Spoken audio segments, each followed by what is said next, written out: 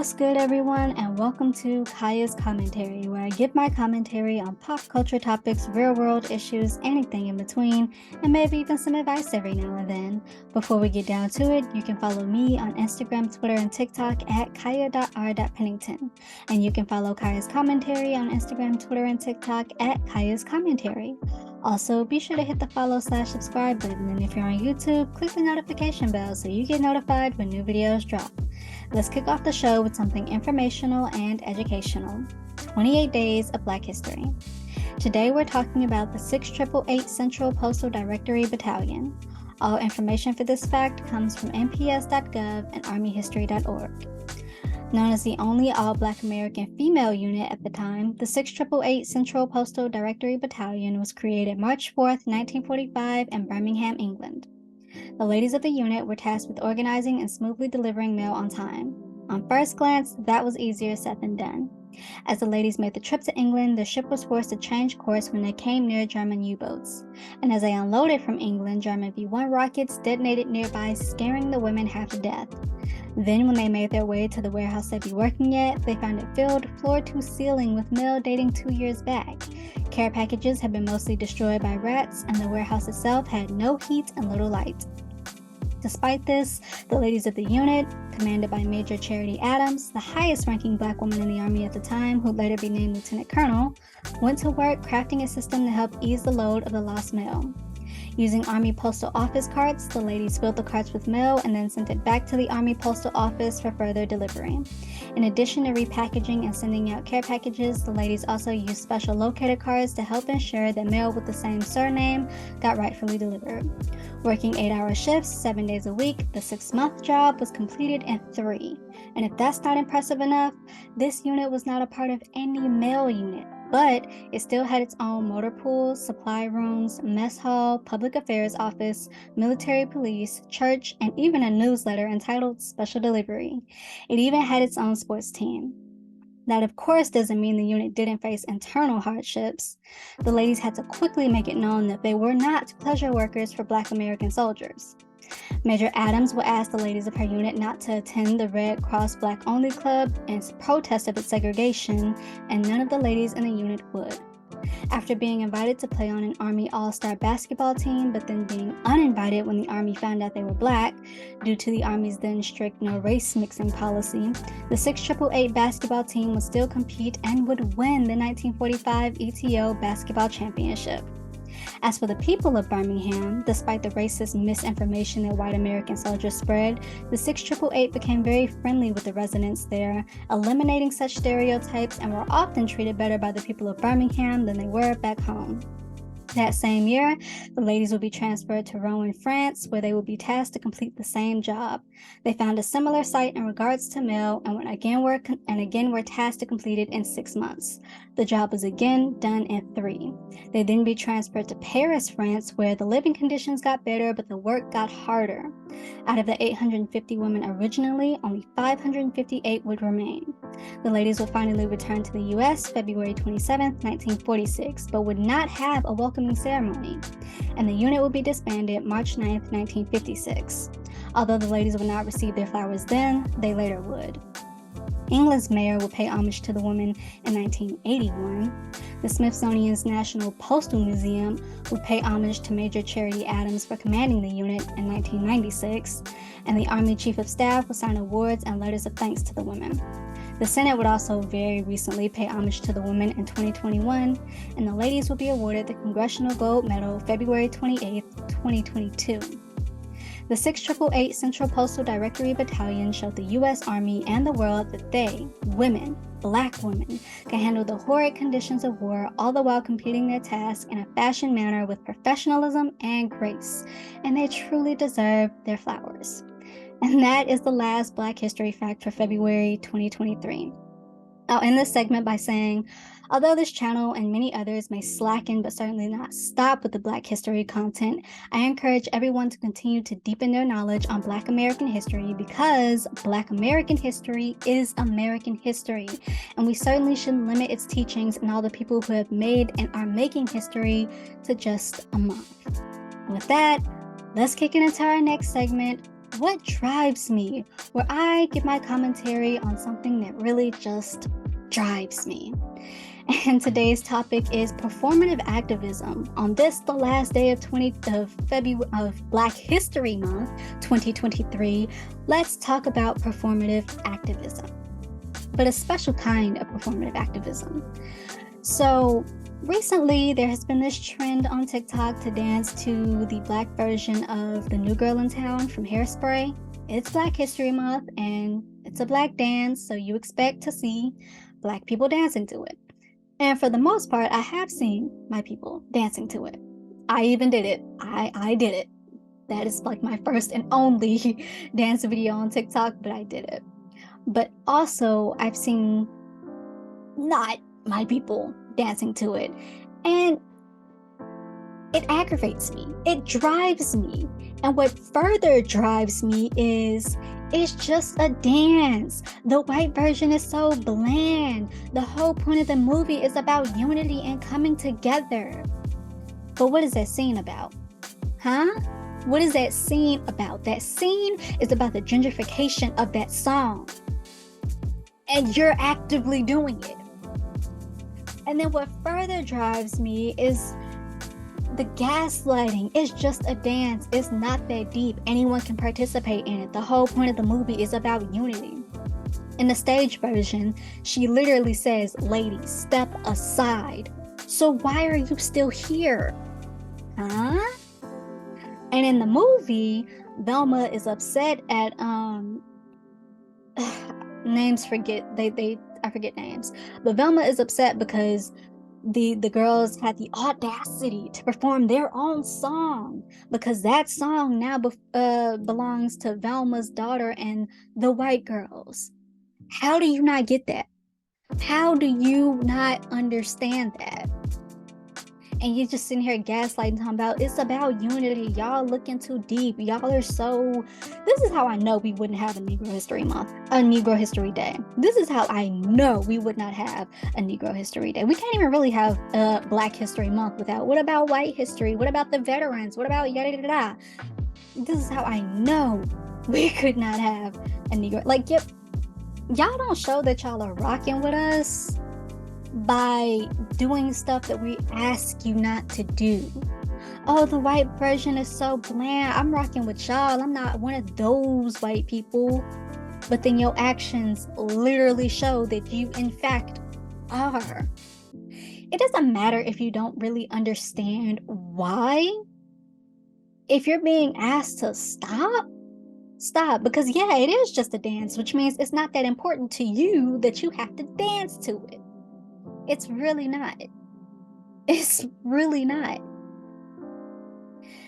And I call this performative activism because, again, this would be the same people would be like, no, we rocking with y'all. We not one of them. But to then sit here and gentrify stuff that the whole point of it was that it was gentrified and how wrong it was that it was gentrified. And if you don't understand that, guess what? It's 2023 and Google is free. Furthermore, if you just stop listening to Black voices trying to argue, but instead actually hear what we're telling you, you would get it. You would get why people are asking you to stop. Stop listening to argue and actually hear what we're saying, and then you'd get it. Food for freaking thought. Food for freaking thought. And with that, let's kick it into our next segment, What's on TV, where I give my commentary about a TV show I've seen. Today's TV show, Pretty Little Liars. Now, this show aired from 2010 to about 2014, 2015, and it follows Aria, Hannah, Spencer, Emily, and Allison. Now, they were a clique back in the day. These are teenage girls, by the way, so when I say back in the day, don't get confused. But they were a clique back in the day. And then Allison went missing, but Allison was also the queen bee. I guess she is what held the group together. And so after Allison goes missing and her assumed death, the girls kind of fall apart. However, they come back together when they all start receiving threatening, blackmailing, stalking texts from A. We don't know who A is. And so at first, they think that it's Allison because the person knows all of their business, and that's why they're blackmailing them. But it is not Allison because they find Allison's body, so Allison is presumed dead. As the girls go looking for A and try to figure out who was blackmailing them, they also kind of come to the conclusion that Allison is in fact not dead, that Allison had a whole other secret life, and that Allison was into some stuff that possibly may have caused her disappearance and quote-unquote death. And so now they have to figure that out. So my commentary on this show is as follows. This was a wild show. Like I had low-key kind of wanted to see it, but I didn't really have, I don't know if ABC Family was cable, but I ain't had cable, so I didn't have ABC Family. I had ABC. So, but it was like, it's on Hulu now, and it was on Netflix at a point. It got to some streaming services. And I remember my college roommate watching it, and I was like, I've always kind of wanted to see it, but I don't want to be like, hey, stop watching that show. Start back from the beginning so that we can watch it together. Me and my roommate were tight like that, but I didn't want to do that to her. So, I was like, let me go ahead and watch this. So I was watching it and she was watching it, and I was trying very hard not to get spoilers. So that was fun. But as I watched this show, I don't know if it was worth the hype. Like, this show was a very popular show. It's also based off some books, but I hear the books took a completely different turn than the show did. But I don't really think it was worth the hype that it got. Like, it was very popular. But let's get into it. Let's break it down. So, as I said, they're looking for their stalker, who seems to know everything about them, and this stalker makes them do like demeaning things. It plays on their emotions, and didn't really get like to the point that it was life-threatening, at least I don't think, until the second A, halfway through to the second A, or maybe even the third A, because in the TV show there are 3 A's. So there is Mona, who is a fellow student of the girls, and she used to get bullied by Allison, and so therefore borderline bullied by Allison's friends, who could never stand up to Allison and say, hey, no, that's wrong, leave her alone. So she in turn starts to blackmail and harass them because they never stood up for her. However, after Allison's disappearance and the clique breaks up, Mona does low-key or really high-key kind of become friends with Hannah, but she still ends up playing on all of them. So this sends Mona to a crazy house. She gets locked up in a sanitarium. Is that the name? I think, for a little bit. And so it's here that we meet the second A. We don't know it at the time though, which is Cece Drake, later known as Charlotte, who is Allison's secret sister. Charlotte takes on the role of A because she doesn't like how better off the girls are without Allison. Allison was like Queen Bee, she ruled them, and so when she left and they finally got back together and realized that they were still friends without Allison, they were like, we like each other. We like each other better without Allison. Charlotte didn't like that, and so she started playing games on them, and I can't remember if it got like really dangerous until like midway. So Charlotte, like I said, she didn't like the fact that they were better off without Allison, but also she saw the girls as dolls. And so towards the end, when we find out that it's Charlotte, she has them locked in this dollhouse, like she's playing with them like they're dolls. So she was with Mona at the loony bin, the sanitarium. Let me call it by its proper name. And so she doesn't go back because I think she ends up dying, which then leads us to our third and final A, Alex. And Alex is where the danger really starts happening. To me, this is the most random A, because it's Spencer's long lost twin sister that we never really kind of knew, like just randomly. Also, so Mona was from season 1 to season 2. Cece was like from season 3 to the first half of season 6, and then Alex was the second half of season 6 into season 7. By this point, season 6, season 7, they do a flash forward. They're finally out of high school because these are high school students. We as a society, I know this was early 2000s, but we as a society must push past high school settings. And I'll really get into why I say that in a minute. But anyway, so they do a flash forward time jump, and they're out of high school, and they're over it. They're living their lives, and then A comes back, and I can't remember. I don't think she really signs her letters as A. She does something special, and she also like wears a mask, so we don't really know. She's hiding in plain sight, like for real. But it was just so random to me because why does Spencer need? And Alex was British, so she just this random look-alike British sister, like where did that come from? But hey, so she wants a feeling of connection, so she plans to kill Spencer and take over Spencer's life. Doesn't work out that way, and then like they stop her, and that's pretty much the show. And they have a whole bunch of spin-offs. I think the latest one, well, one of the latest ones was the Pretty Little Liars Perfectionist. I don't know what's after that. I think there was something after that. I can't remember. This show, I don't think it needed the hype, and I certainly don't think it needed 7 seasons.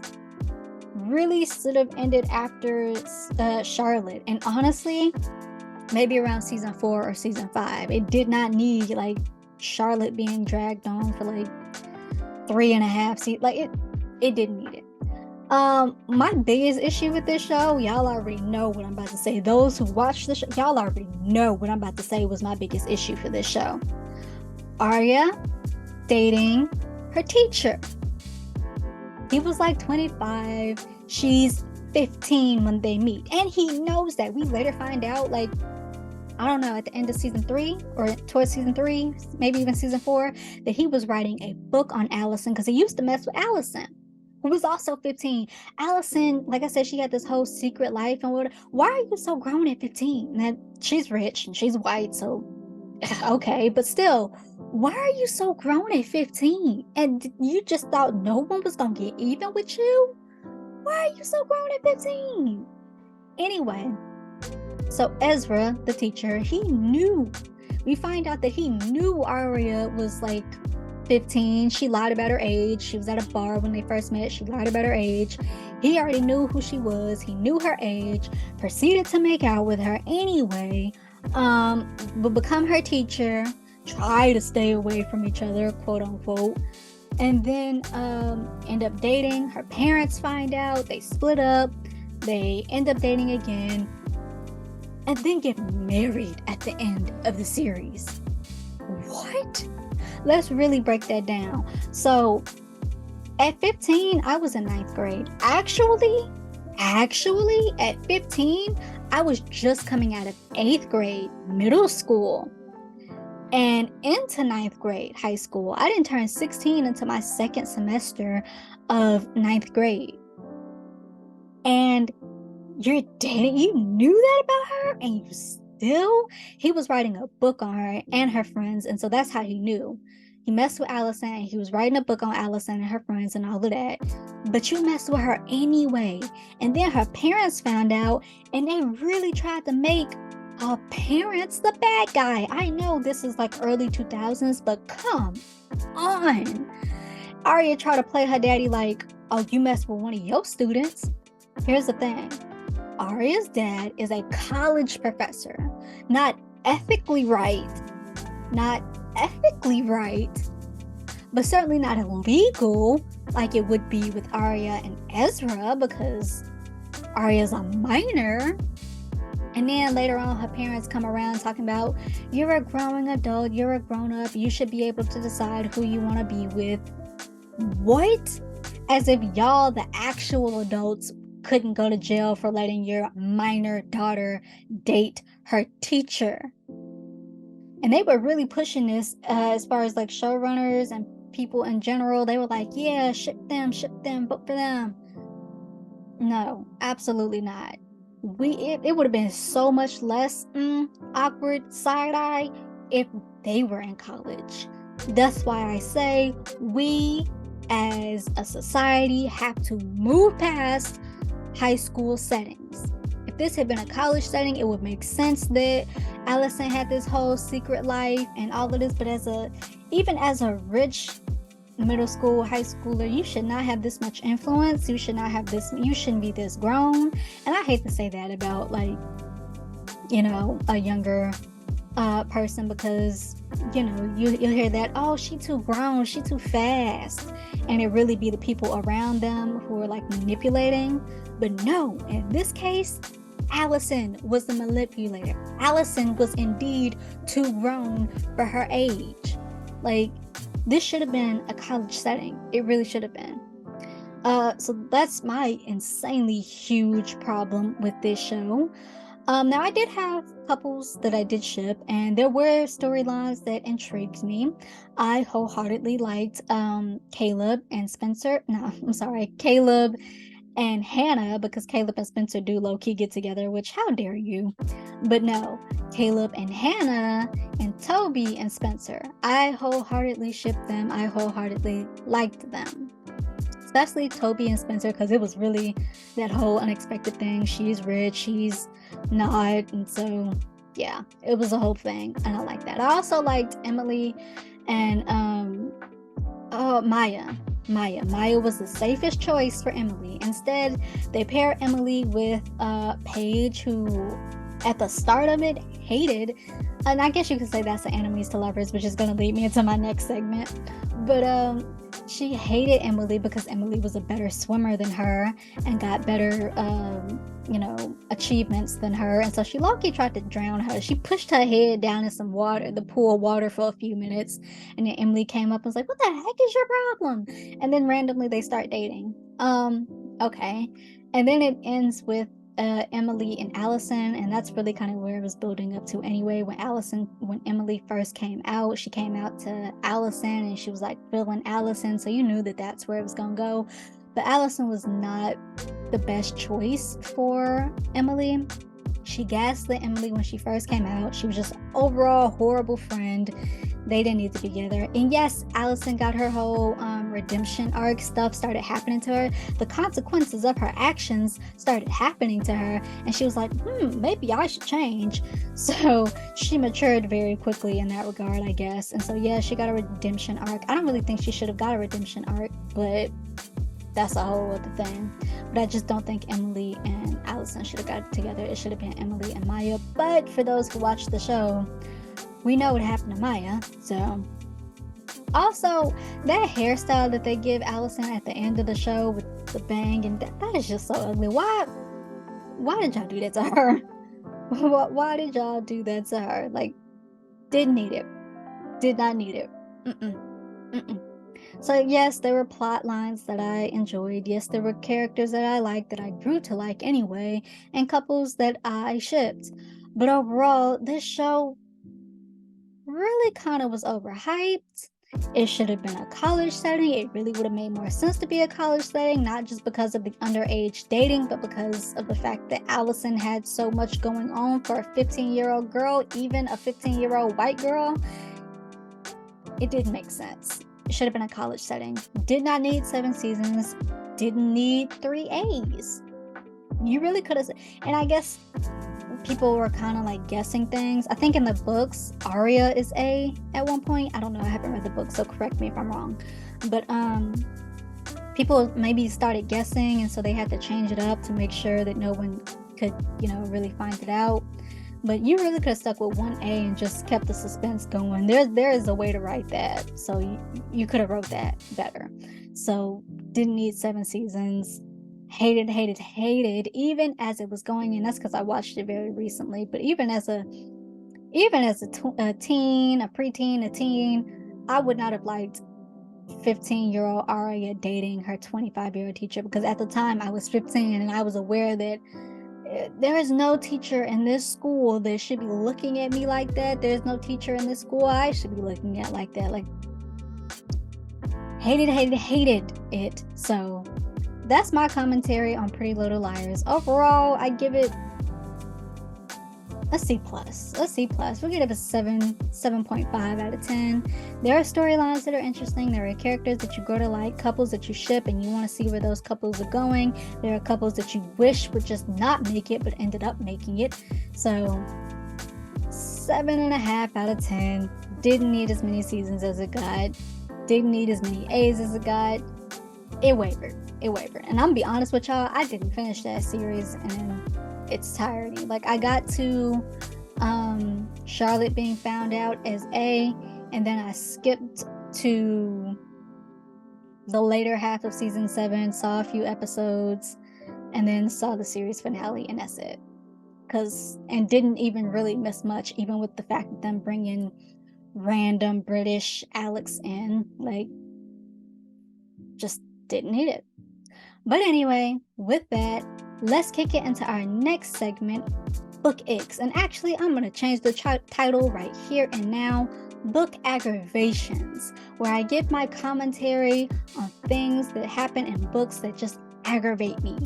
And today's aggravation, labeling anything as enemies to lovers. Now, I've talked about this on Raven Review, so if you've seen the Raven Review videos, you know I love enemies to lovers.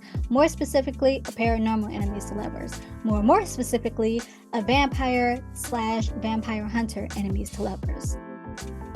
I love enemies to lovers. Even like real world, not fantasy world, enemies to lovers. I love enemies to lovers. And I saw a video recently that really kind of, it just stuck with me, where somebody was like, y'all don't like enemies to lovers, y'all like rivals to lovers, because enemies to lovers is where they're like trying to kill each other, they just really hate each other, and somewhere along the lines they have to work together but still hate each other, and then something sparks and it's sexual, and later comes feelings, yada yada yada. And then I saw a video where the person was like, enemies to lovers, but he's been in love with her the whole time. I wish I could clap right now, but that's not an enemies to lovers. That's not an enemies to lovers. Stop labeling anything as enemies to lovers. Rivals to lovers. Or that's a trope within itself, and I actually enjoy that trope within itself, but it's a different trope, and it's not an enemies to lovers. It's not. And it's so aggravating to me, because many times I'll get caught up in it. I'll get caught up in people labeling stuff as enemies to lovers because the plot, the small summary sounds good, and then I read it and I'm like, that's not an enemies to lovers. Or where it's an enemies to lovers, but then they fall in love real quick, or they fall in lust real quick. That's not an enemies to lovers. You can't. They can be smashing the second chapter in. Like, that's not an enemies to lovers. That is such a book aggravation to me. Like, stop labeling anything as enemies to lovers. You have your rivals to lovers. You have your unacquainted love rival, your unacquainted rival love, or whatever, what have you. You have enemies to lovers. Enemies to lovers, they hate each other for whatever reason. They hate each other more than a miscommunication trope thing, though. But they hardcore hate each other, end up having to work together. That work, they started seeing how attractive they are to each other. Boom, you got your little smash scene. Boom, later comes the liking feelings, yada, yada, yada. Then comes the deranged, I would do anything for her, for him. You know, that's enemies to lovers. Not enemies to lovers, but he's been in love with her the whole time. Or a rivals to love. Like, that aggravates the crap out of me. Stop labeling anything as enemies to lovers. Stop it. Stop it. You're catfishing me with books, and I don't like it. And I will give your book a bad, especially even after I continue reading, because when I find out it's not an enemies to lovers, I'll still give it a chance depending on how well I'm liking the story. Oftentimes I don't like the story because it's not an enemies to lovers, which means it's not what I was looking for, which means stuff is happening too fast for me. I will bomb your book. I will tell everybody not to read your book. I will bash your book. I will bash you as author, which sucks because author and writing is its own little art. But like, stop labeling stuff. Stop labeling everything as enemies to lovers. And with that, That's my little book, Aggravation, and that's Kaya's commentary. If you like this episode, give it a thumbs up, hit the subscribe/follow button, leave a comment down below, let me know any of your thoughts, be respectful, but certainly let me know any of your thoughts and opinions. And with that, I'll see you next week.